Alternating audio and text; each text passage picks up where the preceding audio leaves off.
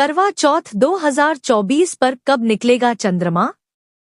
जाने पूजा विधि मंत्र, शुभ मुहूर्त और कथा। कार्तिक मास के कृष्ण पक्ष की चतुर्थी तिथि को करवा चौथ का व्रत किया जाता है।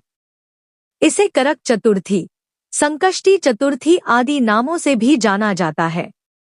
इस बार ये व्रत 20 अक्टूबर रविवार को है। इस दिन महिलाएं निर्जला व्रत करती हैं, यानी कुछ भी खाती पीती नहीं है। ऐसी मान्यता है जो भी महिला ये व्रत करती है उसके पति की उम्र बढ़ती है और घर में खुशहाली बनी रहती है। करवा चौथ व्रत में महिलाएं भगवान श्री गणेश की पूजा भी करती हैं। इसके लिए शुभ मुहूर्त शाम 05:46 से 07:02 तक रहेगा। रात को 07:54 पर चंद्रोदय होगा। अलग अलग शहरों में चंद्रमा उदय के समय में परिवर्तन हो सकता है। करवा चौथ पर किस समय लगेगा भद्रा? करवा चौथ के शुभ दिन सुबह भद्रा का साया मंडरा रहा है। 20 अक्टूबर 2024 को प्रातः काल 06:25 से लेकर सुबह 06:46 तक भद्रा काल रहेगा, जिसका वास स्थान स्वर्ग है। धार्मिक मान्यता के अनुसार जिस वक्त भद्रा लगता है उस दौरान कोई भी शुभ कार्य नहीं करना चाहिए। भद्रा काल में किए गए कार्यों में असफलता मिलने की संभावना बढ़ जाती है। करवा चौथ व्रत पूजा विधि। 20 अक्टूबर रविवार की सुबह महिलाएं जल्दी उठकर स्नान करें और हाथ में जल चावल लेकर व्रत पूजा का संकल्प लें। इस व्रत में कुछ भी खाते पीते नहीं है। इस दिन किसी से कोई विवाद न करें, मन में गलत विचार न लाएं, किसी की बुराई आदि भी न करें। शुभ मुहूर्त से पहले पूजा की सारी तैयारियां कर लें। घर में साफ स्थान पर लकड़ी का पटिया या बाजोट रखें। इस पर भगवान श्री गणेश की प्रतिमा या चित्र स्थापित करें। पास में मिट्टी के करवे में पानी भरकर रखें। श्री गणेश को तिलक लगाएं, फूलों की माला पहनाएं। अबीर, गुलाल, चावल आदि चीजें एक एक करके चढ़ाते रहें। दूर्वा भी चढ़ाएं और लड्डू का भोग लगाएं। पूजा के बाद करवा चौथ व्रत की कथा जरूर सुनें और आरती करें। चंद्रमा उदय हो जाए तो कुमकुम, चावल, फूल आदि चढ़ाएं और शुद्ध जल से अर्घ्य दें। पूजा के बाद पति को तिलक लगाएं और पैर छूकर आशीर्वाद लें। सास के पैर छूकर आशीर्वाद लें और उन्हें अपना करवा भेंट करें। सास न हो तो परिवार की किसी अन्य बुजुर्ग सुहागन महिला को करवा भेंट करें और आशीर्वाद लें। इस तरह करवा चौथ का व्रत संपूर्ण करें। सुहागन औरतें अपने पति की रक्षा के लिए साक्षात यमराज से भी टकरा जाती हैं। करवा चौथ की कहानी में कुछ इसी प्रकार की सच्चाई है। करवा चौथ व्रत कथा। प्राचीन समय की बात है, एक साहूकार के 7 पुत्र और एक पुत्री करवा थी। साहूकार अपने सभी संतानों की परवरिश राजशाही तरीके से किया करते थे। धीरे धीरे सभी भाई बहन बड़े हुए। 7 भाइयों की इकलौती बहन थी, इसलिए सभी भाई अपनी बहन से खूब स्नेह करते थे। अपनी बहन की शादी उन्होंने बड़ी धूमधाम के साथ एक नामी साहूकार के यहाँ किया। एक दिन बहन घर आई हुई थी। सभी भाई उससे बड़ा प्रेम करते। एक साथ बिठाकर खाना खाते और अधिक से अधिक समय अपनी बहन के साथ बिताते। बचपन की कहानियां साझा करके खूब आनंदित होते। सभी भाई पहले बहन को खाना खिलाते और उसके बाद स्वयं खाना खाते। आपस में इतना प्रेम था। एक दिन जब सभी भाई अपना कारोबार समेटकर संध्या समय जब घर लौटे तो उन्होंने पाया उनकी बहन भूखी प्यासी और मुरझाई सी घर में बैठी है। सभी को चिंता हुई, आखिर ऐसी क्या बात है। कारण जाना तो पता चला आज करवा चौथ का व्रत बहन ने किया है और चांद की प्रतीक्षा में वह सुबह से भूखी प्यासी बैठी है। जब चांद को देख लेगी तो अपना व्रत खोलेगी। भाइयों को उसका यह कष्ट देखा ना गया। सबसे छोटा भाई अपनी बहन से विशेष लगाव रखता था। भूखा प्यासा देख उसने युक्ति निकाली और गांव के बाहर पीपल के पेड़ पर चढ़ गया। वहां एक दिया जलाकर एक छन्नी में रखाया। पूरे गांव को ऐसा लगा जैसे चांद निकल आया हो। बहन ने देखा चांद आसमान में निकल चुका है। उसने झटपट अपना व्रत खोलने का सारा सामान जुटाया और जल अर्पण कर अपना व्रत खोलने के लिए बैठी। पहला निवाला खाते ही उसे मुंह में बाल मिला। उसे निकालकर एक किनारे रख दिया। दूसरा निवाला जैसे ही जब आया, दांत के नीचे कंकड़ जैसा आभास हुआ। वह निवाला भी बहन ने एक किनारे रख दिया। तीसरा निवाला खाते ही उसके पति की मृत्यु का समाचार प्राप्त हुआ। बहन के दुख की कोई सीमा नहीं थी। वह खाना पीना छोड़ रोने लगी। कुछ देर बाद उसे इस घटना के कारण का पता चला।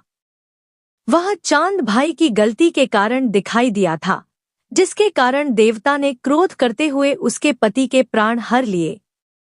तमाम युक्ति लगाने पर भी उसकी सांसें शरीर में वापस ना लौट सकी। बहन ने ठान लिया वह अपने पति का दाह संस्कार नहीं करेगी। 1 वर्ष तक अपने पति के मृत शरीर के साथ बैठी रही। दाएं-बाएं से उगने वाले घासफूस को साफ करती और अपने पति के पार्थिव शरीर को अपने आंचल से धो पोंछ साफ करती। ऐसा करते 1 वर्ष बीत गया और पुनः करवा चौथ का व्रत आया। सभी सुहागिनी ने इस व्रत को किया। उसके 7 भाभियों ने भी व्रत किया। एक यही अभागिन थी जिसने अपने पति की सेवा में पूरा दिन गुजार दिया। संध्या के समय जब सभी भाभियां एक एक करके अपनी ननद के पास आई और आशीर्वाद मांगने को कहा, बहन ने सभी के पांव पकड़कर अपने पति को जीवित करने का आशीर्वाद मांगा। यह किसी भाभी के वश में नहीं था, किंतु बहन पागलों की तरह उनसे अपने पति के जीवन की मांग कर रही थी। अंत में छोटी भाभी आई जिसके पति ने दिया जलाकर उसके व्रत को तुड़वाया था। उसी भाभी के पैर पकड़कर वह विलाप करने लगी। वह अपने शक्ति से उसके पति को जीवित कर दे। काफी देर अनुनय विनय के बाद उन्होंने अपनी तर्जनी अंगुली को चीरकर अमृत का बूंद पार्थिव शरीर के मुंह में डाला। अमृत की बूंद मुंह में जाते ही वह जीवित हो उठा और श्री गणेश करता हुआ उठ खड़ा हुआ। इस व्रत के करने से गौरी शंकर स्वयं प्रसन्न होते हैं और सुहाग की रक्षा करते हैं। यह व्रत सुहागिन औरतों को अवश्य करना चाहिए। इसके करने से उन्हें सुहाग के साथ साथ धन धान्य और सुख समृद्धि की भी प्राप्ति होती है।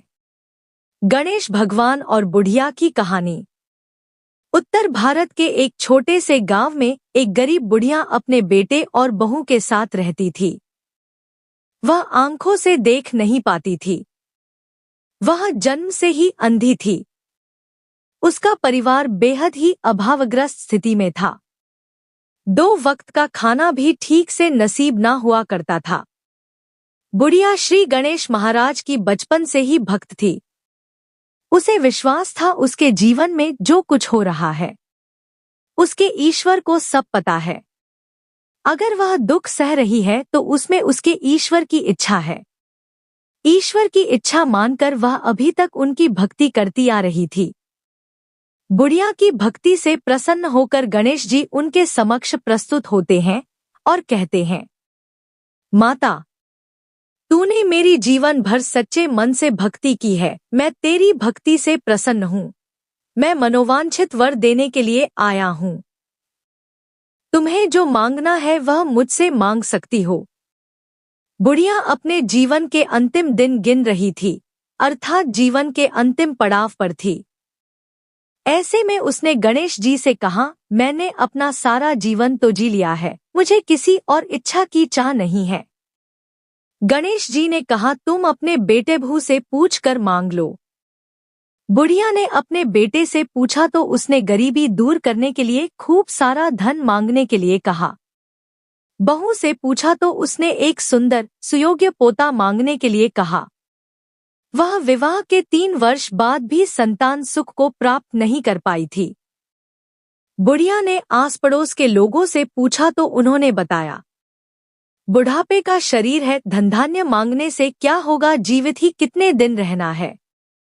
पोता भी मांगती हो तो उससे तुम्हें क्या सुख। इससे बढ़िया अपनी आंखें मांग लो तो कितने दिन जीवित रहोगी, कम से कम संसार को देख लोगी।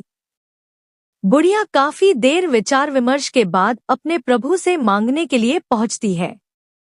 हे प्रभु, अगर आप मुझसे प्रसन्न हैं और मुझे मनोवांछित वर देना ही चाहते हैं तो मुझे 9 करोड़ की माया, निरोगी काया, अमर सुहाग, आंखों की रोशनी, नाती पोते और परिवार में सुख समृद्धि, धनधान्य तथा अंतिम समय में मोक्ष प्रदान करें।